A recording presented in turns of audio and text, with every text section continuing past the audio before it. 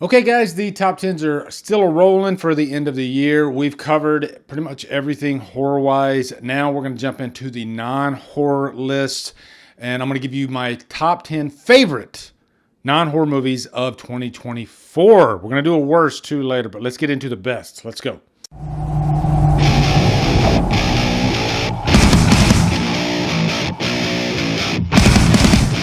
What's up guys, having a blast with you doing the top 10s, and yes, I'm not going to forget about the non-horror stuff. Now it's time to dive into that, which makes my list kind of unique because most of your top 10s seem to be all-inclusive on YouTube.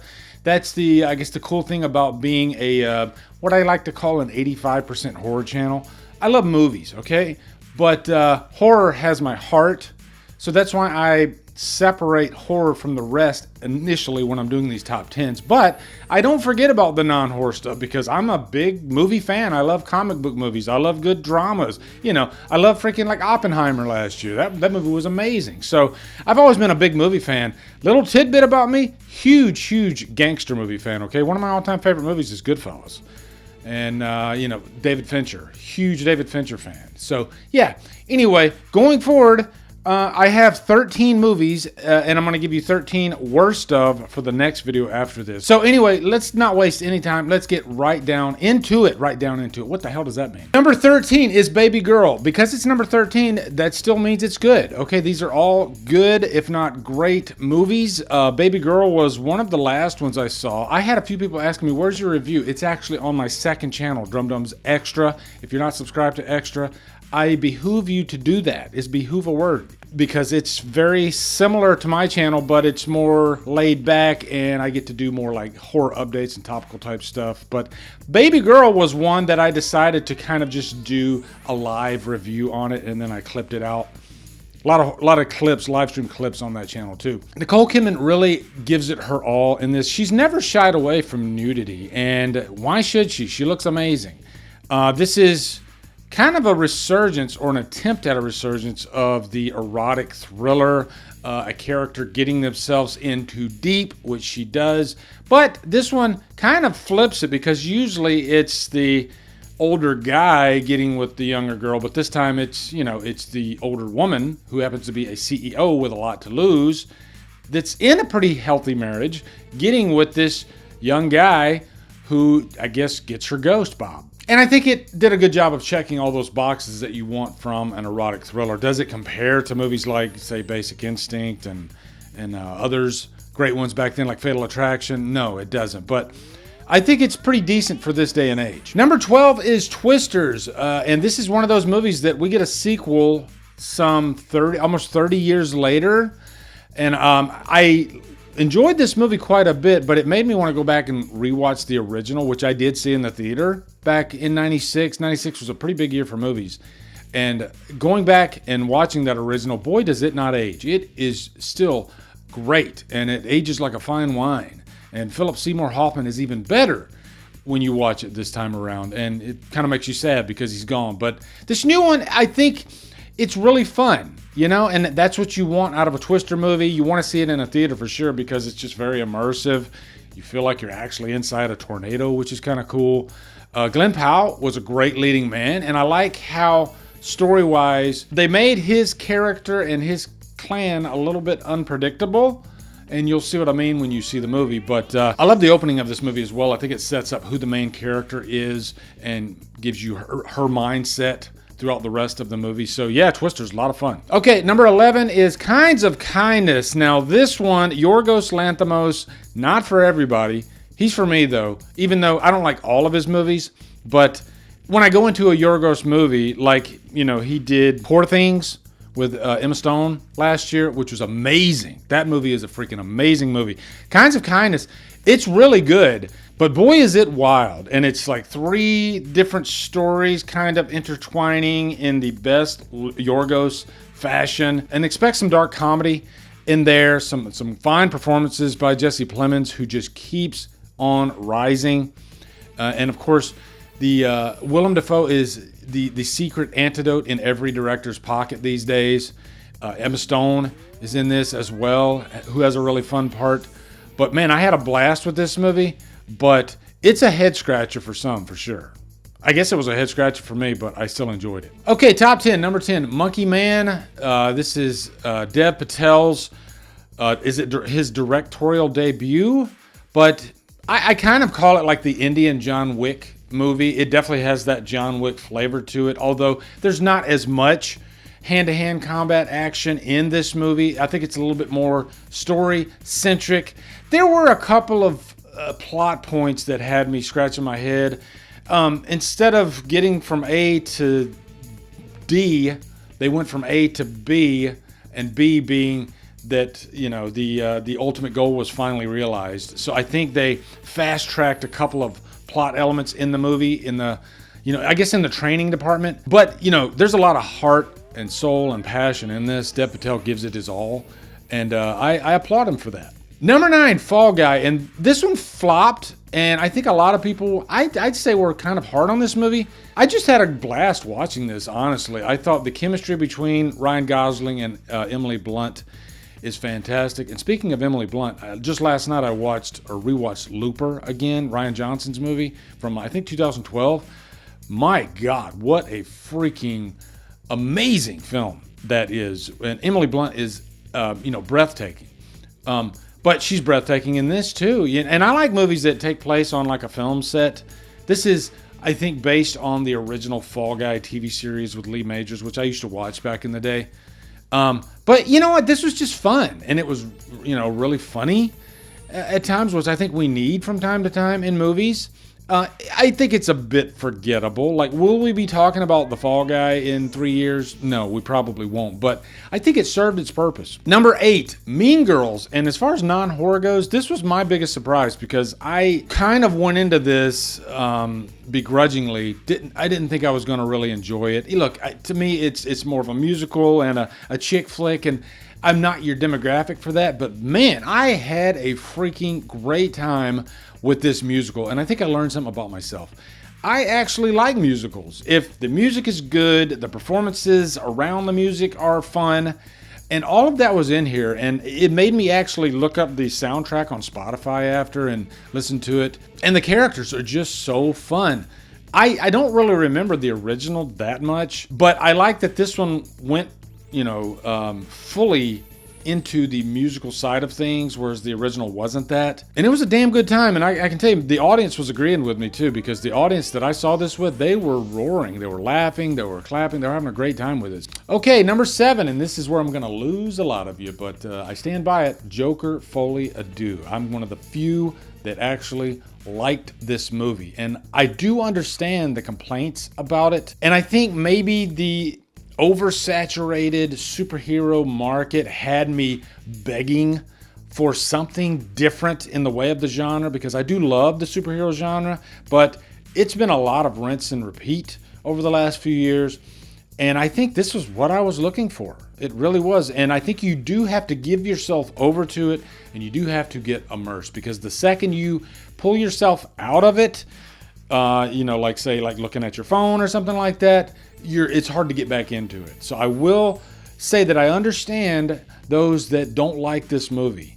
And I know that Todd Phillips and Joaquin Phoenix did not want to come back for a second movie, but they did, I guess, for the money. They were offered a big freaking payday. But I think Todd Phillips committed to trying to do something different.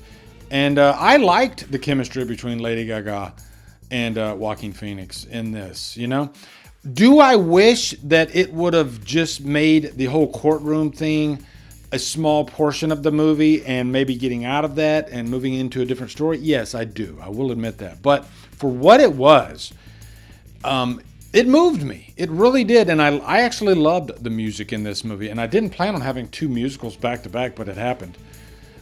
So yeah, I'm going to get some pickles and tomatoes thrown at me for this one, but I stand by it. Number 6, Furiosa. And I remember doing a video after this because this was another big flop of the year. I don't know what the ultimate box office was. Did it end up catching up and making back, I guess, most of its budget? I don't know. But Furiosa, when I go into a Mad Max movie, I just want that world. I don't necessarily need Mad Max himself. I mean, to be fair, looking at Fury Road, which was one of the best Mad Max movies, it wasn't just Mad Max that made that movie what it was. It was really Furiosa was a great character in that, but not just that, but the whole George Miller world and the special effects and everything were flat out amazing. And I think you got more of that in this one. I don't think it's as good as Fury Road, but I think it's a good story about the character Furiosa. And I enjoyed Anya Taylor-Joy, who is a phenomenal actress, who chose to not speak so much in the movie, trying some more like physicality in her craft. And I think it paid off for her. Number 5, Gladiator II. Man, I just keep giving you these movies that did not fare as well as intended. But Gladiator II, it's definitely not as good as the original, which I think is probably in my top 20 all-time favorite movies, you know. And how do you compete with Russell Crowe? And I will say I'm the guy that was a huge fan of Spencer Treat Clark playing Lucian. Is it Lucian or Lucius? I get mixed up. I think it's Lucius, okay? I'm going to go with Lucius. But you'll correct me, because you always do. And you should. But I think Paul Mescal, he's a big name these days, and I love Paul Mescal. I've seen like Normal People, which is phenomenal, and some other stuff that he's done. And I think he was good in this movie. I don't think this movie's perfect. It had its problems here and there. But as far as a Gladiator movie, I quite enjoyed it. I didn't even mind Denzel Washington, you know. I thought he offered kind of a different flavor. But, you know, it's Denzel, and I'll watch Denzel in everything. The guy is a freaking legend. Number 4, Deadpool and Wolverine. This was a blast. You know, this is probably the least surprising movie on my list. Of course I enjoyed Deadpool and Wolverine. I just want Deadpool to be the wisecracking merc with the mouth that he always is. This is the movie to see with a crowd, and it was a nice bounce back from, you know, the superhero fatigue. You know, those Deadpool movies, you can throw any one of them in if you're in the mood for a good comedy with some action thrown in there and some, you know, a nice rated R flavor to it. You get that with Deadpool, and this one was no different. Was it my favorite Wolverine type movie? No, I don't think it compares to Logan, you know, which was a very different movie. But you know, again, I liked the surprises in the movie. I thought having like multiple Deadpools in the final act was really cool. Yeah, it was fun. I don't think it was as great as everybody was making it out to be, but still, I'm not going to take anything away from Deadpool and Wolverine. You know, it delivered the movie that we needed at the time. Okay, top 3. These are phenomenal. Okay, number 3 is Anora. I just watched this movie for the first time, I think last week. And Mikey Madison, wow, she is a tour de force in this, and I love this character.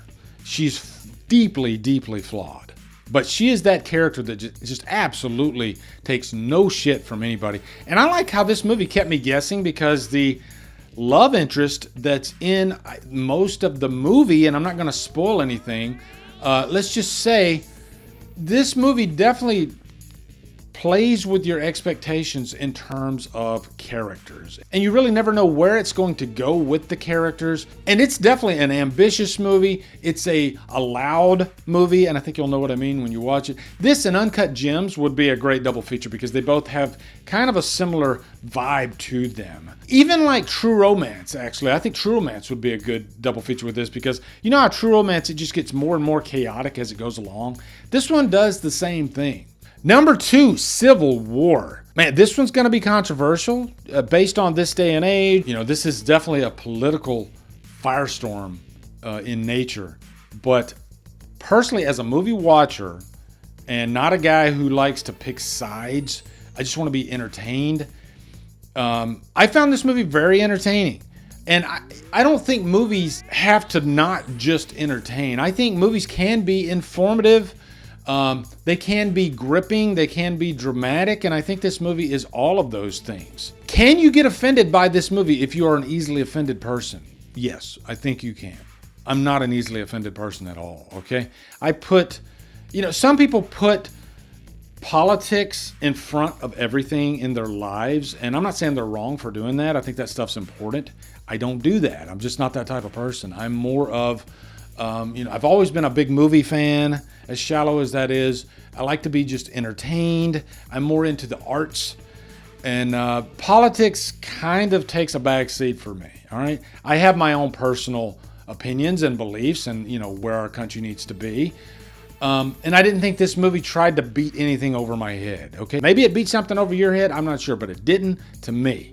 I just loved the filmmaking. I'm a big fan of Alex Garland as a director. That scene with Jesse Plemons, which is a small scene in this, it sent shivers down my spine for sure. But I also loved where this movie went, following a group of reporters who are non-biased. And I think that was an important aspect to the movie. And it's very important because it ties into what happens in the last act, which I think was kind of jaw-dropping. Oh, hello guys. I need to break in here real quick. There is a movie that I forgot to mention. One of the later movies I saw, A Complete Unknown with Timothée Chalamet, about Bob Dylan. Not a big Bob Dylan fan. And this was a really great biopic just because of the strong performances by Timothée Chalamet, Edward Norton, and so many others, Ellie Fanning. I love a good biopic, and sometimes I don't really need to like the artist, the musical artist, to enjoy the biopic. And I think this was definitely one of the better ones. And it made me appreciate Bob Dylan's music a lot more. Timothée Chalamet plays the instrument, sings the songs, and does a great job. So yeah, just real quick, I wanted to kind of wedge this one in here, A Complete Unknown. Check it out if you like music biopics, for sure. Okay, back to the countdown. And number 1, Dune Part 2, which came out, God, it feels like so long ago, but it was like March of last year. But what can I say? This is Denis Villeneuve, and this is just epic in every sense of the word. I think it's even better than Part 1, even though Part 1's, it's very necessary to build up Paul as a character. I think Timothée Chalamet and Austin Butler blew me away with their performances. Timothée Chalamet becoming the leader to take on that role, you gotta step up, as an actor, and he does, I think. And then Austin Butler completely transforming himself into a role that you don't see Austin Butler at all, even down to the voice. And he's quite menacing. So, if you're looking for your big spectacle, epic type of movie with amazing sound and everything, yeah, Dune Part 2 fits that bill for sure. And I'm looking forward to Dune Messiah. So yeah, that's it, guys. That is my top 10, really 13, favorite non-horror movies of the year. Let me know down in the comments what you guys think. Also, look forward to that worst list coming real soon. Be sure to come over to Killer Flicks, where we talk horror all day and every day. And on Fridays, we do Free for Fridays. Follow my Drumdums on my socials. Support me on Patreon. Become a channel member. Buy me a coffee. Anyway, guys, thank you so much for watching. Have a great day, and Drumdum out.